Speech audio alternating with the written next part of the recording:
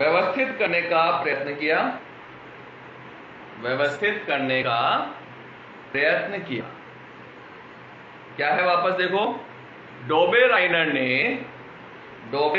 ने समान गुणधर्म वाले तत्वों को, समान गुणधर्म वाले तत्वों को तीन तीन तत्वों के समूह, तीन तीन तत्वों के समूह में व्यवस्थित करने का प्रयत्न किया, तीन तीन तत्वों के समूह में व्यवस्थित करने का प्रयत्न किया।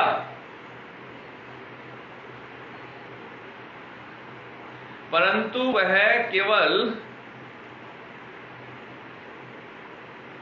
कुछ ही त्रिक बना पाए, परंतु वह केवल कुछ ही त्रिक बना पाए, त्रिक बना पाए। ठीक है, त्रिक में उपस्थित मध्य वाले तत्व का परमाणु भार, त्रिक में उपस्थित मध्य वाले तत्व का परमाणु भार सिरे वाले तत्वों के परमाणु भारों का, सिरे वाले तत्वों के परमाणु भारों का औसत होता है, औसत होता है। ठीक है, देखो यहां पर डोबेराइनर ने तीन तीन तत्वों के समूह बनाए। कौन कौन से अपने पास देखो, क्लोरीन 35.5, 127, इन दोनों का योग करें अपन, 127 प्लस 35.5 डिवाइडेड बाय 2, कितना आएगा भाई, देखो 0.5, 7 और 5 12, ठीक है, एक अपन ने कैरी कर लिया आगे, 3 2 5 और 1 6, और ये 1 कैरी करेगा, डिवाइड करो इसको 2 से, 2 8 है 16, 2 एकम 2, 2 दूना 4 और 2 पंजे 10, कितना है इसका औसत 81.25। ठीक है, और ब्रोमीन जो होता है उसका वास्तव में जो परमाणु भार होता है वो 80 होता है, यानी लगभग बराबर आ गया अपने पास, माध्य के रूप में आ गया। यहां देखो 137 प्लस 40 बटा 2, कितना हो गया भाई, 7 और 4 और 3 7 और 1 का 1 रह गया अपने पास, 2 से डिवाइड कर दिया, 2 8 है 16, ठीक है, 2 8 है 16, 1 रह गया अपने पास, फिर 2 8 है 16 हो गया, फिर 1 रह गया, फिर 2 5 10 हो गया, तो 88.5 है, और वास्तव कितना है 88 है, तो लगभग बराबर आ गया अपने पास। तो इन्होंने क्या कहा डोबेराइनर ने कि समान गुण वाले तत्वों के तीन तीन के समूह बनाए, जिनको क्या कहते हैं अपन, त्रिक कहते हैं, और इन त्रिक के अंदर सिरे वाले तत्वों के परमाणु भारों का जो औसत होता है वो मध्य वाले तत्व के परमाणु भार के बराबर होता है। समझ में आई बात? तो ये होता है अपने पास डोबेराइनर का त्रिक नियम, पढ़ा हुआ है तुम्हारा 9th के अंदर, बहुत अच्छे से पढ़ा हुआ है। ठीक है, अब बात करते हैं सेकंड अपन न्यूलैंड का अष्टक नियम, और बहुत सारे हैं, मैं छोटे मोटे और जो होते हैं उनको बता नहीं रहा हूं। जैसे एक था प्राउट का नियम था, तो प्राउट वाला जो है वो मैंने डिस्कस नहीं किया है यहाँ पर। ठीक है, एक और बनता है मेरे पास टेल्यूरिक स्क्रू या हेलिक्स नियम होता है, तो वो हेलिक्स नियम भी नहीं बता रहे क्योंकि अपने जो सिलेबस में नहीं है उनके बारे में बात नहीं करेंगे अपन, है ना, क्योंकि ज्यादा कंफ्यूजन क्रिएट होता है। तो टेल्यूरिक या हेलिक्स जो होता है वो क्रम भी हम नहीं देख रहे हैं यहाँ पर। तो हमारे सिलेबस में है डोबेराइनर, फिर न्यूलैंड, फिर मेंडलीफ, तो हम डोबेराइनर कर लिया। अब नेक्स्ट नोट करो न्यूलैंड का अष्टक नियम, सेकंड है न्यूलैंड का अष्टक नियम।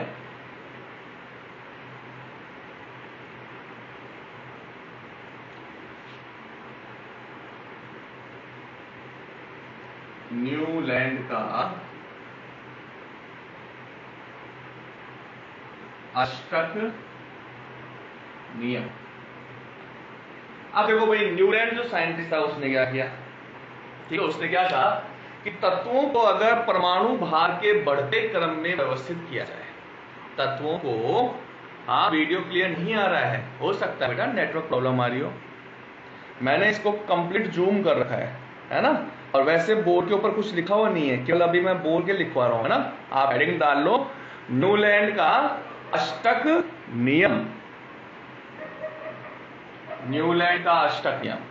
अब देखो अष्टक नियम में क्या रहा कि तत्वों को परमाणु भार के बढ़ते क्रम में व्यवस्थित किया जाए। परमाणु भार के बढ़ते क्रम में अगर व्यवस्थित किया जाए तो पहले और 8वें तत्व के गुणों में समानता पाई जाती है। पहले व 8वें तत्व के गुणों में समानता पाई जाती है।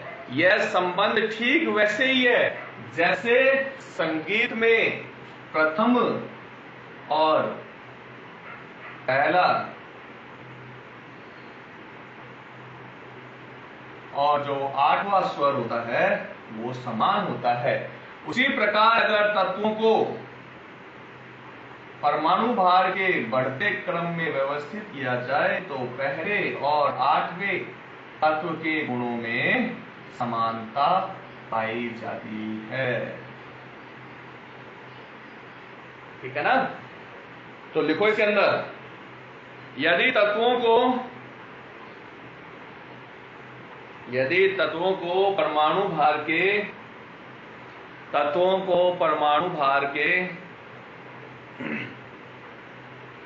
बढ़ते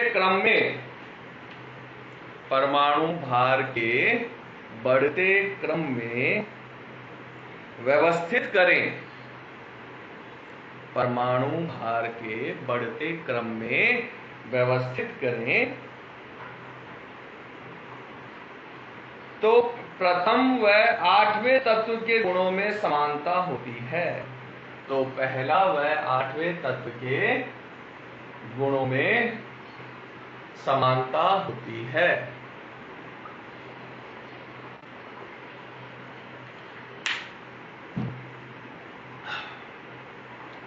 यह संबंध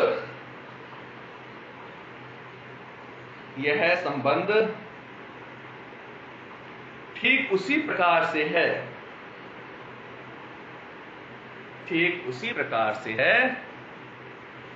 जैसे संगीत में पहला व 8वां स्वर समान होता है।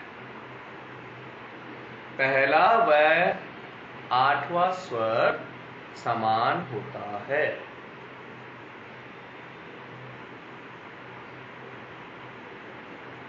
ठीक है। तो देखो संगीत के स्वर कौन कौन से हैं तो सबको पता है, सा रे गा मा पा धा नी, और वापस क्या आता है, सा आता है। तो पहला और 8वां जो म्यूजिकल नोट है, जो संगीत का स्वर है, वो क्या है, सा। ठीक है। ऐसे तत्वों को अगर बढ़ते परमाणु भार के आधार पर रखा जाए, जैसे lithium, beryllium, boron, carbon, nitrogen, oxygen, fluorine. फिर 8वां तत्व कौन सा आ गया, sodium, magnesium, aluminium, silicon, phosphorus, sulphur, chlorine, और क्लोरीन के बाद फिर 8वां तत्व कौन सा आया, पोटेशियम और कैल्शियम। तो ये जो तत्व हैं इनके गुणों में क्या है, समानता है। प्रथम व 8वें तत्व जो होते हैं उनके गुणों में समानता पाई जाती है। इसे कहते हैं न्यूलैंड का अष्टक नियम। ठीक है। फिर आगे नोट करो, उस समय तक अक्रिय गैसों की खोज नहीं हुई थी। अक्रिय गैसों की खोज नहीं हुई थी।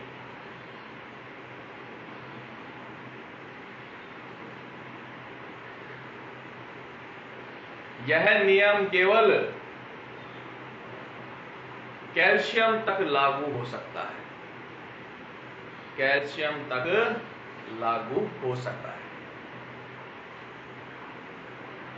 ठीक है। तो केवल कैल्शियम तक लागू होता है, कैल्शियम के बाद में ये नियम लागू नहीं होगा अपने पास। क्यों? क्योंकि उसके बाद डी ब्लॉक के तत्व आ जाते हैं अपने पास, और डी ब्लॉक के तत्व मतलब 10 तत्व बीच में और एक्स्ट्रा आ जाएंगे। तो उस कंडीशन में पहला और 8वां तत्व में समानता नहीं पाई जाती, इसलिए ये जो नियम है उसको रद्द कर दिया गया, रिजेक्ट कर दिया गया। ठीक है। तो भाई ये हो गया अपने पास न्यूलैंड का अष्टक नियम। अब हेडिंग डालो नेक्स्ट।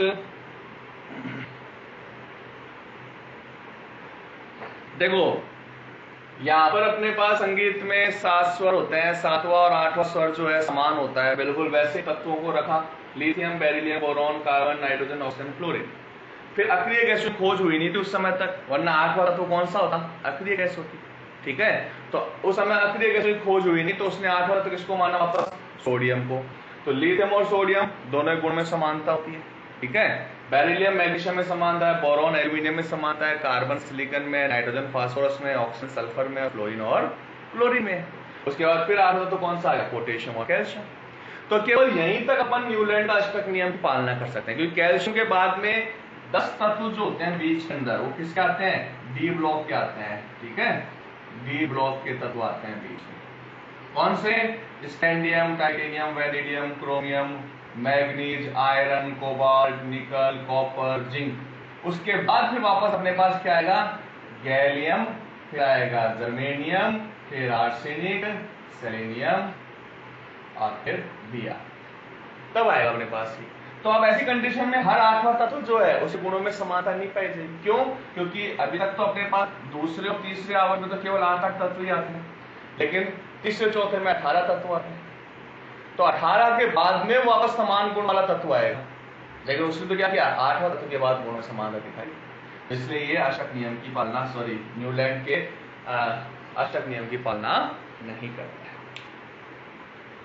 ठीक है, अब नोट करो फटाफट एक और, लोथर मेयर का परमाणुीय आयतन वक्र। लोथर मेयर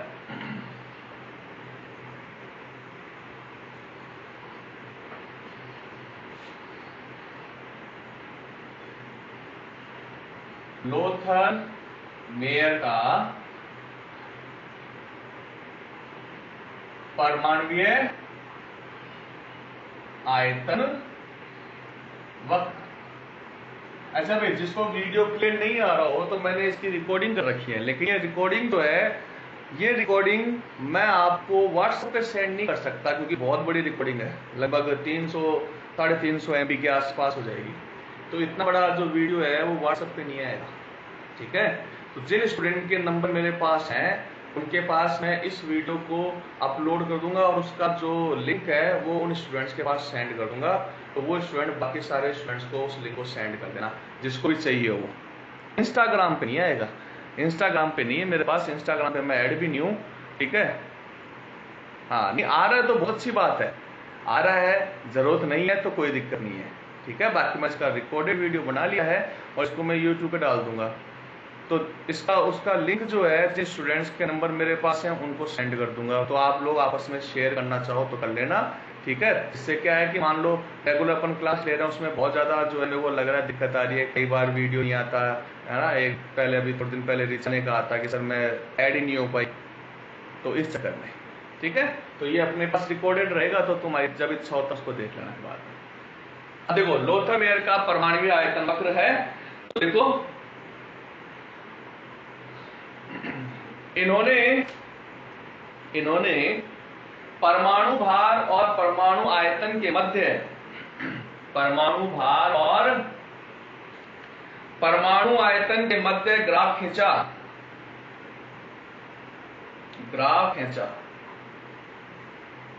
परमाणु भार और परमाणु आयतन के मध्य ग्राफ खींचा। इनके अनुसार तत्वों के गुणधर्म, इनके अनुसार तत्वों के गुणधर्म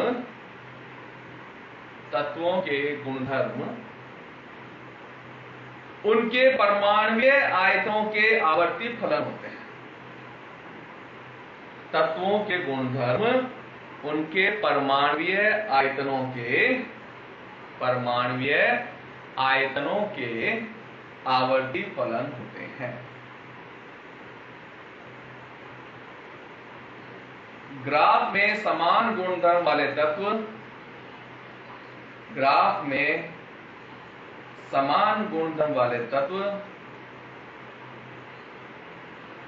समान स्थिति पर होते हैं।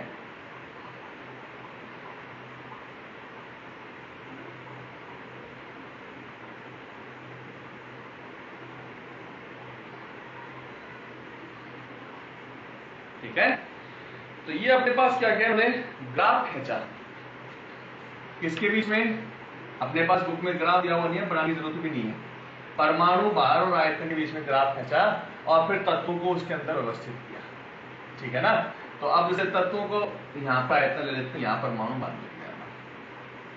तो ये अपने पास जो प्रथम जो ग्रुप पहले वर्ग के जो तत्व होते हैं कौन से, लिथियम सोडियम पोटेशियम, वो तो आया सबसे ऊपर ही ऊपर है, फिर उसका नीचे, फिर ऐसे ऐसे ऐसे करके इस तरह से जो है ग्राफ जो है वो इस तरह चलता होगा आयतन के साथ ऐसे, ठीक है ना। अब जहां पर लिथियम बेरिलियम आया है वहीं पे जब दूसरे आवृत्तों का ग्राफ बनाया तो वहीं पे क्या गया, सोडियम और मैग्नीशियम आया, फिर इस तरह से आया। तो जब उनको अपन उनके आयतन के साथ ग्राफ में बनाते हैं, ठीक है, तो समान तत्व ग्राफ में समान स्थिति पर प्राप्त होते हैं। तो ये कोई बहुत बड़ा इंपॉर्टेंट अपने पास जो है वर्गीकरण नहीं था, इसलिए इसके बारे में ज्यादा डिटेल में पढ़ने की जरूरत नहीं है। अपने पास इतना ध्यान रखना है कि यहाँ पे लोथमेयर का भी कोई वक्र था अपने पास, ठीक है, क्या था, परमाणु भार परमाणु आयतन के आवर्ती फलन होते हैं, बस इतना ध्यान रखना, इसके अलावा कुछ नहीं ध्यान रखना इसके अंदर, ठीक है। तो ये हो गया लोथमेयर। अगली क्लास में हम करेंगे मेंडेलिव का आवर्त सारणी।